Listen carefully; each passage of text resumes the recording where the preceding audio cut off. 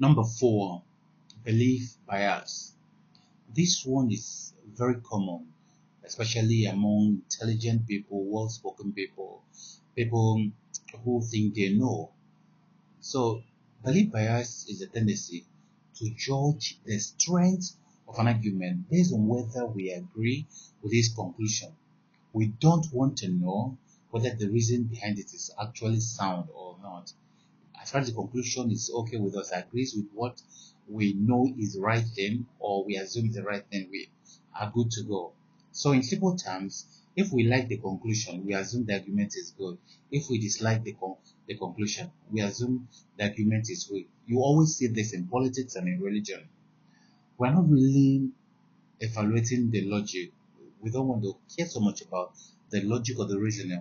We are evaluating how comfortable the conclusion sits with what we think we know and what we know is true. Now, in business, a proposal is presented to a leadership team. If the conclusion aligns with what the leadership already believes, yeah, the proposal is quickly accepted, even if the reason behind it is flawed. But the reverse is the case. If the conclusion challenges their belief, their comfort zone, even if it has strong evidences, what happens? It is questioned, it is delayed, it is rejected. Biases come in here, assumptions, and what we feel we know, not based on evidence and reasoning. So here you see decisions are not driven by logic, they are filtered through belief. This is how weak strategies get approved and strong ones get ignored. If you work in organizations, you would have noticed that. In fact, sometimes you see this a lot in boardrooms. Now, in relationships, belief bias shows up in how we interpret explanations. If someone we trust gives a reason for their behavior, we accept it easily. Yeah, from your mama, from your sister, from your father, brother, and others. But if someone we are already doubting, or someone a little distant from us gives the same explanation, we will question it, even though we accepted it from these other people. The same logic but different, judgment. Now, because the conclusion fits or doesn't fit our existing belief about the person, we rejected or we accepted it. Now, how do you correct belief bias? The first step is to separate agreement from evaluation. That you agree with something doesn't make it right. You need to evaluate it. Evaluation is what will make something right or wrong. So when you hear an idea, ask yourself, if I disagree with this conclusion, would I still accept this reasoning? If I agree with this conclusion, will I reject the reasoning?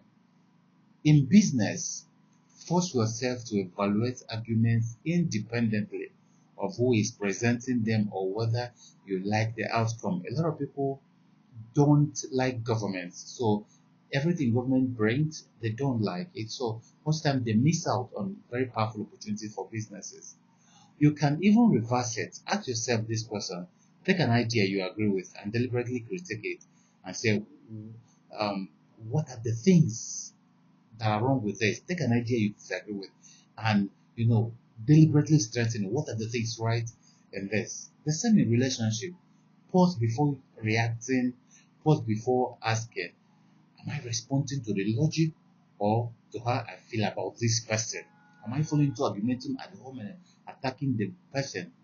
Belief bias is powerful because it feels like clarity. Be like, I know what I'm telling you. I know what I'm telling you. I know this guy. But when you learn to judge reasoning on its own merit, your decisions improve, your conversation become more balanced. You don't know it all, and you reduce the risk of being confidently wrong for a very long time. We'll talk about Dunning-Kruger effect soon, and you see how sometimes the strongest ideas are the ones we initially resist. Sometimes the weakest ones are the ones we initially believe. Dunning-Kruger effect is when those who don't know are shouting at the top of their voice, and those who know are hiding. Like Charles Bukowski will say, The problem with the world is that the stupid ones are full of confidence. The stupid ones are full of confidence, but the intelligent ones are full of doubt. See you at the next prayers.